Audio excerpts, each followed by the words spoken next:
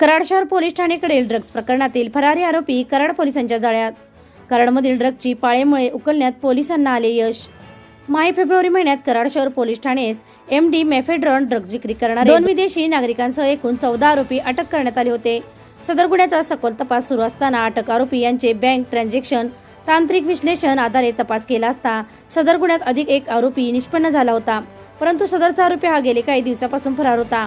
तांत्रिक विश्लेषणाच्या आधारे व गोपनीय माहिती प्राप्त करून आरोपी नामे सुजल उमेश चंदवानी वय वर्ष 19 राहणार लाहोटीनगर मलकापूर तालुका कराड जिल्हा सातारा यास पुणे येथून ताब्यात घेऊन सदर गुन्ह्याच्या तपासकामी अटक करण्यात आली आहे.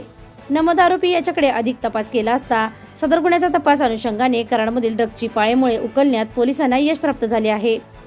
सदरची कामगिरी मान्य पोलीस अधीक्षक समीर शेख सातारा, मान्य अप्पर पोलीस अधीक्षक श्रीमती वैशाली गडूकर सातारा, मान्य उपविभागीय पोलीस अधिकारी कराड विभाग कराड अमोल ठाकूर व मान्य वरिष्ठ पोलीस निरीक्षक श्री राजू तहसीलदार कराड शहर पोलीस ठाणे यांच्या मार्गदर्शनाखाली गुन्हे प्रकटीकरण शाखा अधिकारी सहाय्यक पोलीस निरीक्षक अशोक भापकर, पोलीस उपनिरीक्षक सतीश आंदेलवार, संदीप कुंभार, सजन जगताप, अनिल स्वामी, धीरज कोरडे, अमोल देशमुख, आनंद जाधव, दिग्विजय सांडगे, मोहसिन मोमीन, संग्राम पाटील, सोनाली पिसाळ यांनी केली आहे. SK क्राईम न्यूज साठी संतोष कदम, कराड.